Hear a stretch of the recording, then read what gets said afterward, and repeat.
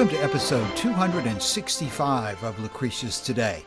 This is a podcast dedicated to the poet Lucretius, who wrote On the Nature of Things, the most complete presentation of Epicurean philosophy left to us from the ancient world.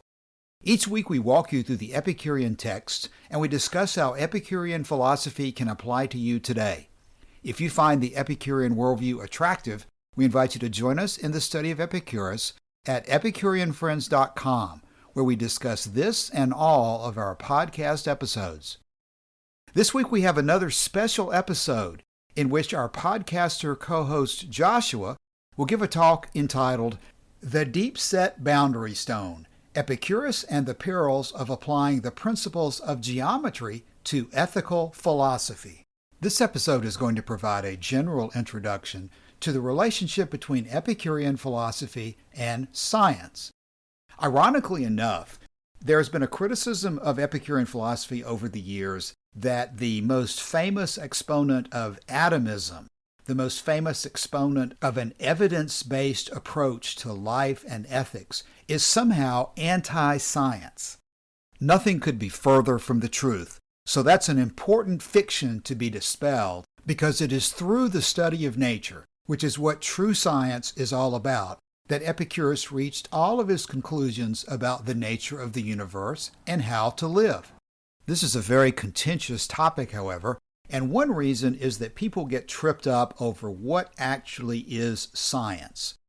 There are many ways to approach that question, but fundamentally, the approach that Epicurus took is that your senses are the root of all of the information that you can get from the outside world. The senses are your contact with reality, and the information that the senses provide is the basis which your mind will then take and develop and assess theories, but always coming back to the evidence of the senses as the test by which we determine whether a theory is accurate to nature or not. And so the senses have to be taken into account, and your theories about the way the world works have to be brought into conformity with the senses, not the other way around. We don't make our senses conform to our theories. We realize that the theories derive from the reality that we were able to gather from the senses.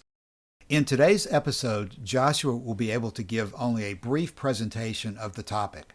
But one additional source that I would recommend for anyone who's interested in this topic would be to locate on the internet Carl Sagan's Cosmos series and look for episode 7, which is entitled Backbone of the Night.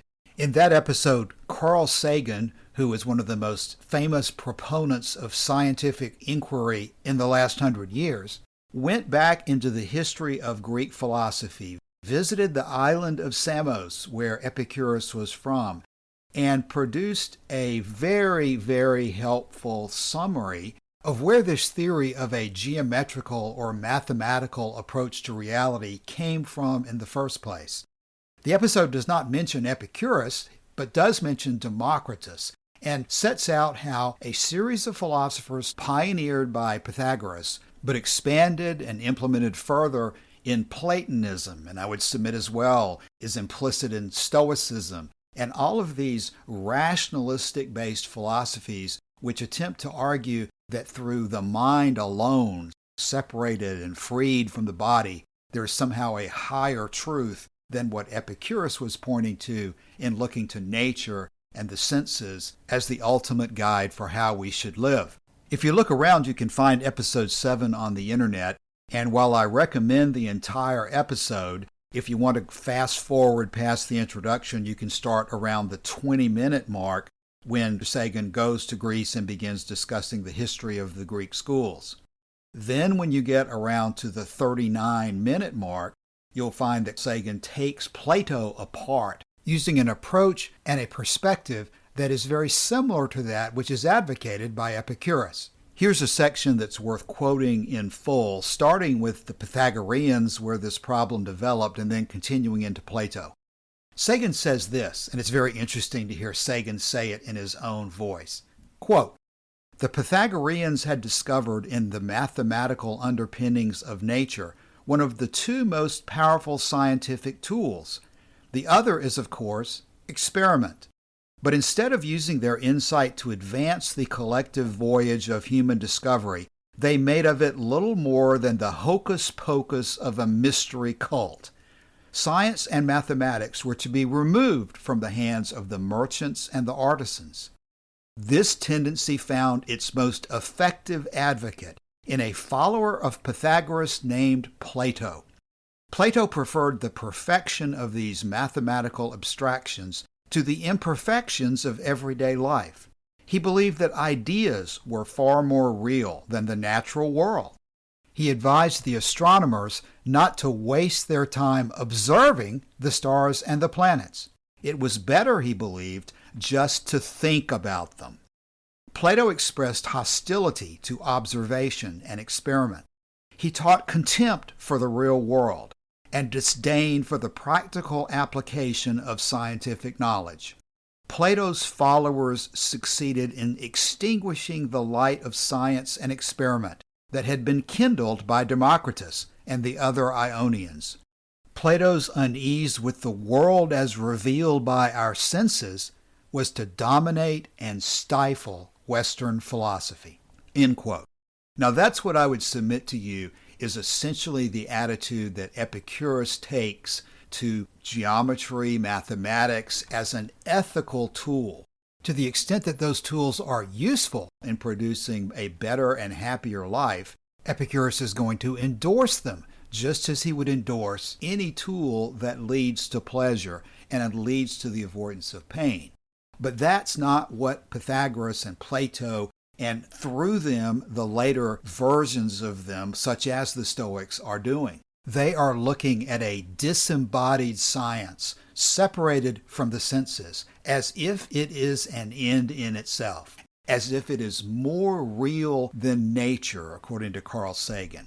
Now, this indictment of Plato can seem very harsh to those who have been taught all their life that Plato, Socrates, even Aristotle are the highlights of Western civilization. But Epicurus saw that there were profound, damaging consequences to their rejection of the senses and their elevation of rationalism as if the mind alone, separated from the body, was the source of truth.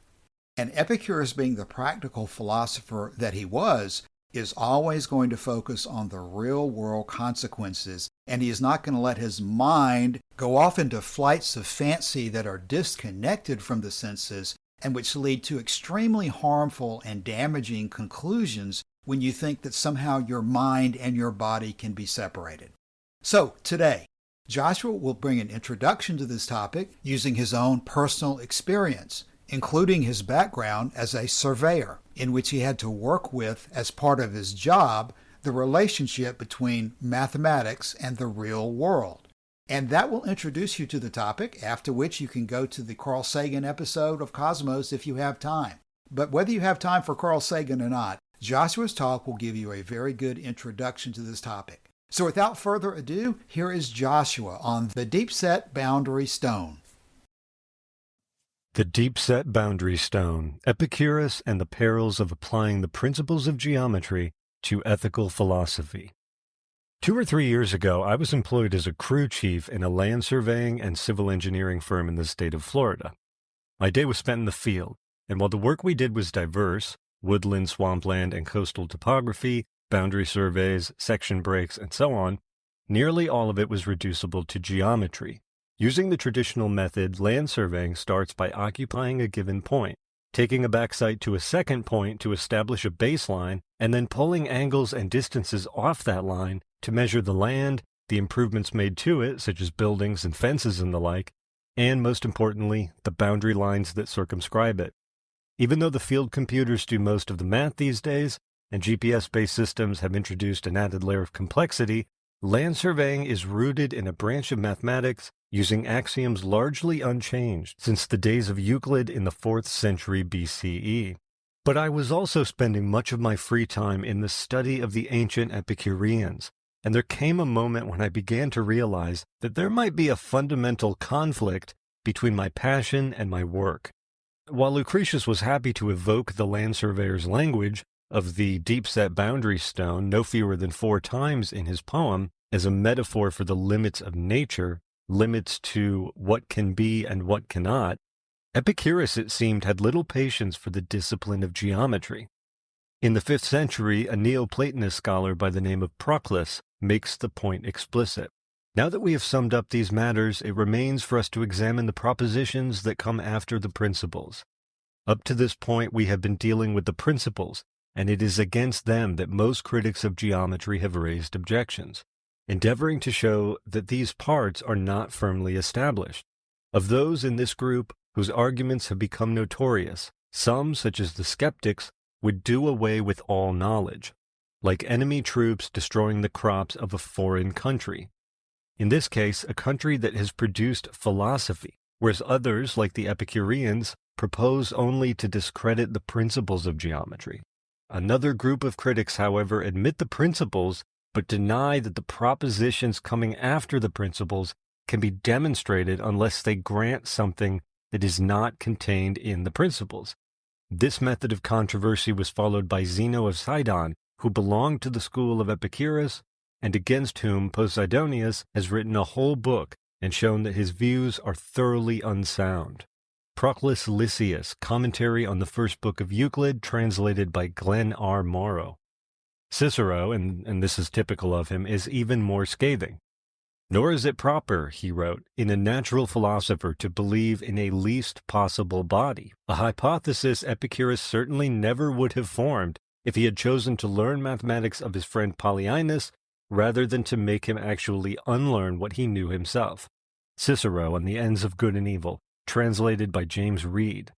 It is difficult to know what Epicurus really thought about geometry, because it was a very long time ago, and the texts that he and his friends wrote on the subject are sunk without trace. Diogenes Laertius, in Book 10 of his Lives and Opinions of Eminent Philosophers, records that Epicurus wrote a work on the angle of the atom, and that Hermarchus wrote an essay on mathematics. There is no royal road to geometry, as Euclid was said to have quipped in response to Ptolemy I, when the latter complained that it was too difficult to learn. Fair enough, Euclid, but when it comes to ascertaining what Epicurus thought about it, there doesn't appear to be any road at all. In attempting to explain the Epicurean response to geometry, scholars studying the question have basically come up with 3 different approaches. Approach number 1. As proposed a minute ago by Proclus, it was suggested that Epicurus rejected the axiomatic foundations or first principles of geometry. This disagreement partially turned on the question of infinite divisibility, and its opposing claim, the least possible body. That is, the atom, as mentioned by Cicero. The second approach suggested was the problem that geometry contributed nothing to the art of living, or what Professor Norman DeWitt calls the conduct of life. If the purpose of philosophy was to teach us how to live, geometry could add nothing to that. Understanding how to solve for the hypotenuse of a right triangle is very useful, but its use is practical and mathematical, not philosophical. The third approach, on the other hand, some of Epicurus's contemporaries really did seem to think that geometry could inform ethics. Perhaps it was the misuse of geometry, a practical science for portioning land and building roads and aqueducts and digging tunnels and so forth, now being corrupted to cover for unfounded ethical claims. I suspect that would really rankle. I don't have a great deal of evidence from the texts, because again, most of them are lost, but I really think that Epicurus would have disapproved. Let's take a closer look at each of these proposals. I quoted earlier from Cicero's On Ends, and in the first book of that dialogue, Cicero has his Epicurean interlocutor, Lucius Manlius Torquatus, touch on the question of geometry in his final rousing paragraph. And though you think Epicurus ill-educated, the reason is that he held no education of any worth, but such as promoted the ordered life of happiness. Was he the man to spend his time in conning poets, as I and Triarius do on your advice, when they afford no substantial benefit, and all the enjoyment they give is childish in kind? Or was he the man to waste himself, like Plato, upon music, geometry, mathematics, and astronomy, which not only start from false assumptions, and so cannot be true, but if they were true, would not aid us one whit towards living a more agreeable, that is, a better life? Was he, I ask, the man to pursue those arts, and thrust behind him the art of living, An art of such moment, so laborious too, and correspondingly rich in fruit? Epicurus then is not uneducated, but those persons are uninstructed, who think that subjects which it is disgraceful to a boy not to have learned, are to be learned through life into old age. Cicero, on the ends of good and evil. Now, as you may have noticed, Torquatus actually addresses 2 out of the 3 points under consideration. Geometry, he says, starts from false assumptions and so cannot be true. But even if it were true, it wouldn't lead to a more agreeable life. If you think he's being harsh on geometry here, I suggest taking a look at Principal Doctrines 11 and 12. Principal Doctrine 11 reads, "If we had never been troubled by celestial and atmospheric phenomena, nor by fears about death, nor by our ignorance of the limits of pains and desires, we should have no need of natural science." And Principal Doctrine 12, "It is impossible for someone to dispel his fears about the most important matters if he doesn't know the nature of the universe, but still gives some credence to myths. So without the study of nature, there is no enjoyment of pure pleasure." Epicurus's magnum opus was a work called On Nature, written in 37 books. I regret to say that this text survives only in fragments, but in his letter to Herodotus he says this, "Wherefore, since the method I have described is valuable to all those who are accustomed to the investigation of nature, I who urge upon others the constant occupation in the investigation of nature, and find my own peace chiefly in a life so occupied, have composed for you another epitome on these lines, summing up the first principles of the whole doctrine." Epicurus was a devoted student of nature, but as he says right there in Principal Doctrine 11, there would be no need to study nature at all if doing so failed to relieve our anxiety about death and the gods. It wouldn't be bad to study nature, necessarily. It would just be fruitless. It would furnish nothing for the art of living.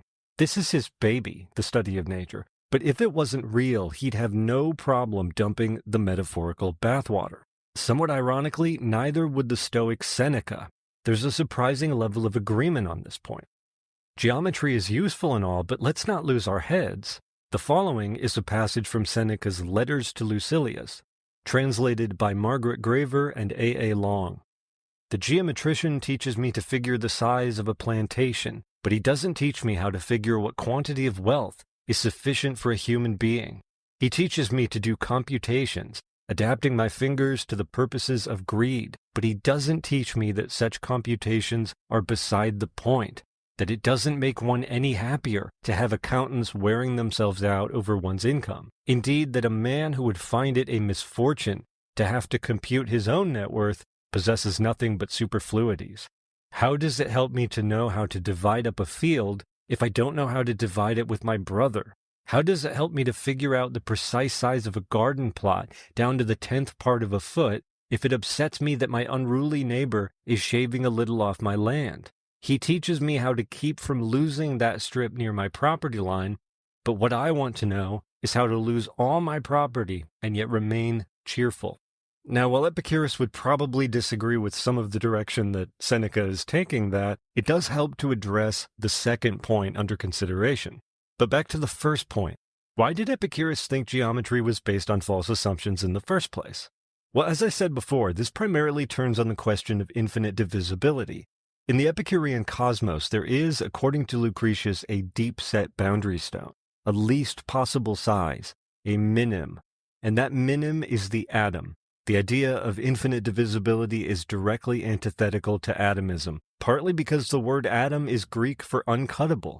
Under no circumstance can the Epicurean atom be divided. This aspect of geometry, where a line segment can be subdivided continually without end, meant that geometry was incompatible with nature. And if geometry's most basic rules don't work in nature, what possible recourse could we have to her higher-level conclusions? The third point under consideration. Epicurus may have been annoyed that his fellow philosophers were making frivolous ethical claims based on their study of geometry. The following excerpt from an Encyclopedia Britannica article gives some idea of where things were heading. The Pythagoreans invested specific numbers with mystical properties. The number 1 symbolized unity and the origin of all things, since all other numbers can be created from 1 by adding enough copies of it. The number 2 was symbolic of the female principle, 3 of the male. They come together in 2 plus 3 equals 5, as marriage. All even numbers were female, all odd numbers male. The number 4 represented justice. The most perfect number was 10, because 10 equals 1 plus 2 plus 3 plus 4. This number symbolized unity arising from multiplicity. Moreover, it was related to space. A single point corresponds to 1, a line to 2, a triangle to 3, and space, or volume, to 4. Thus 10 also symbolized all possible spaces. The Pythagoreans recognized the existence of 9 heavenly bodies: Sun, Moon, Mercury, Venus, Earth, Mars, Jupiter, Saturn, and the so-called central fire. So important was the number 10 in their view of cosmology that they believed there was a 10th body, counter-Earth, perpetually hidden from us by the sun. Now, I'm familiar with the story about John Maynard Keynes purchasing a trunk of papers belonging to Isaac Newton at a Sotheby's auction, as well as his later poetic description of what those papers implied. Newton was not the first of the Age of Reason, he was the last of the magicians, the last of the Babylonians and Sumerians, the last great mind which looked out on the visible and intellectual world with the same eyes as those who began to build our intellectual inheritance rather less than 10,000 years ago. Isaac Newton, a posthumous child born with no father on Christmas Day 1642, was the last wonder child to whom the Magi could do sincere and appropriate homage. John Maynard Keynes, Newton the man. Look, it's fine. It's all fine. But if Cicero and others are going to mock Epicurus for his alleged ignorance of mathematics, I think we should allow ourselves a moment to step back and examine the disparity between the two widely divergent claims. On the one hand, you have Euclid making proposals in an abstract mental space about how many lines can be drawn through a point parallel to a given line. On the other hand, and yes, I think it matters, you have a plausible-seeming philosopher in Pythagoras using numerology in what basically sounds like a religion. In his book, Epicurus and His Philosophy, Norman DeWitt furnishes another example of the crossover between geometry and ethics. Geometry in particular, though itself a positivistic study, inspired in the minds of men a new movement that was genuinely romantic. It was the romantic aspect of the new knowledge that captivated Plato, who was no more than up to date as a mathematician himself.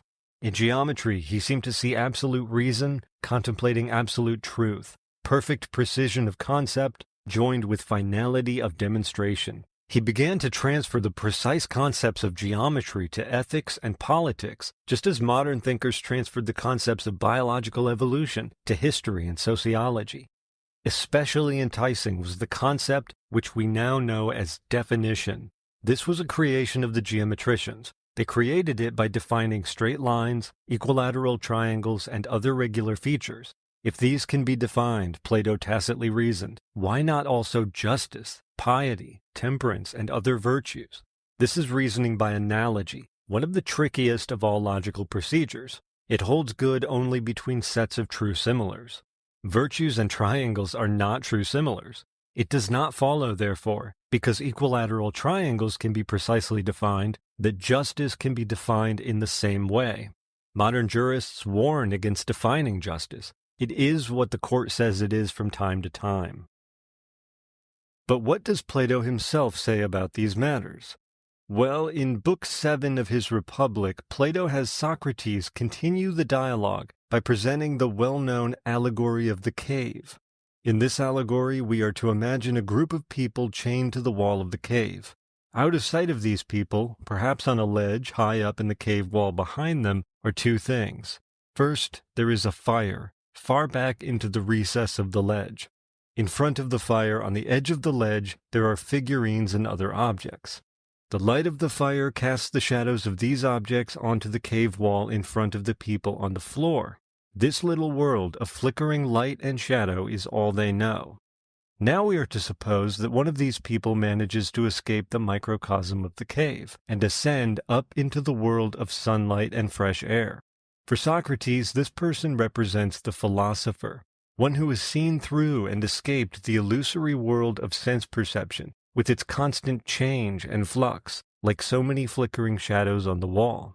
He has now left the little world of endless becoming and risen up into the pure world of perfect being.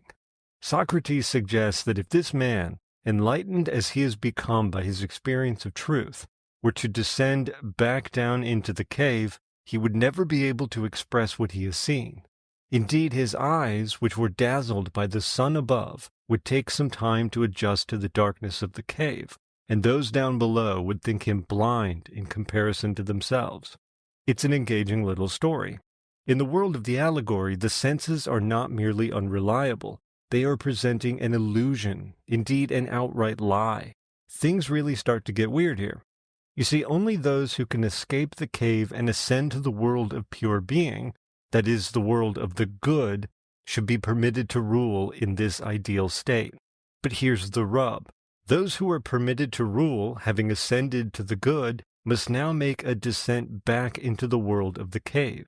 Wherefore each of you, when his turn comes, must go down to the general underground abode, and get the habit of seeing in the dark.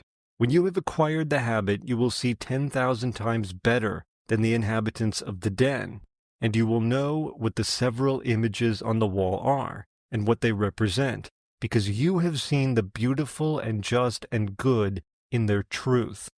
For Socrates, descending into the darkness signifies a willing sacrifice on the part of the ruler. Like a man with sight going among the blind in order to help them, the ruler reluctantly sets down his own desire for the upper world in order to serve the needs of those in the lower.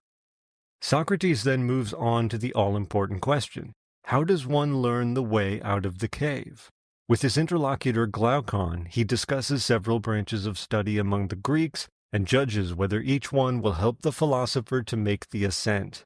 The arts of war, gymnastics, and music are each discussed in turn, but all of them are found wanting on the most essential question. None of these arts may lead the philosopher from the flickering cave of becoming into the world of pure being. It is Socrates himself who supplies the answer. Arithmetic and geometry are the arts which lead on to truth. Dispensing almost entirely with the practical aspects of these arts, Socrates sums up the whole discussion in a well-known quotation. The knowledge at which geometry aims is knowledge of the eternal.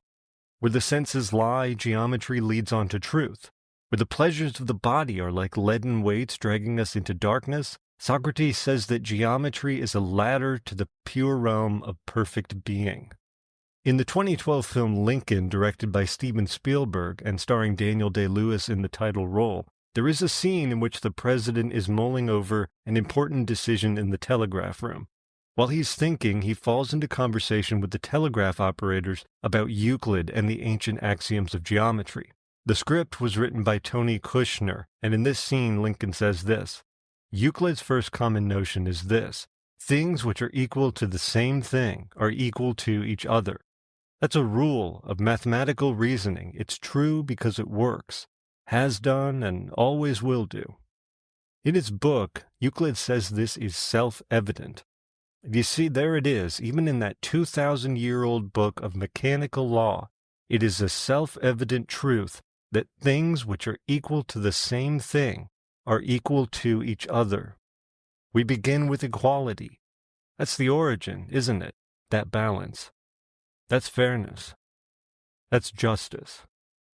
Now remember what I quoted above from Norman DeWitt.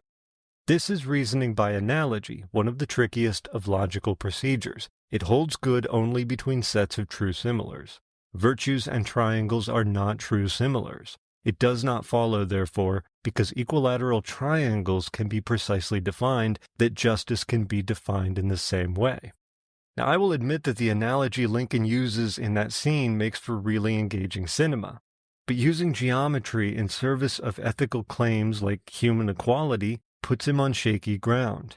Justice cannot be defined in the same way as the transitive property in mathematics can be defined, and pretending that these are similar when they are not just muddies the waters around important ethical questions. In a separate scene from that film, the president seems to agree with that view. When his interlocutor in a negotiation makes an analogy by reference to a moral compass, Lincoln explains the flaws in this analogy from his own experience. To quote, "A compass I learned when I was surveying. It'll point you true north from where you're standing, but it's got no advice about the swamps and deserts and chasms that you'll encounter along the way.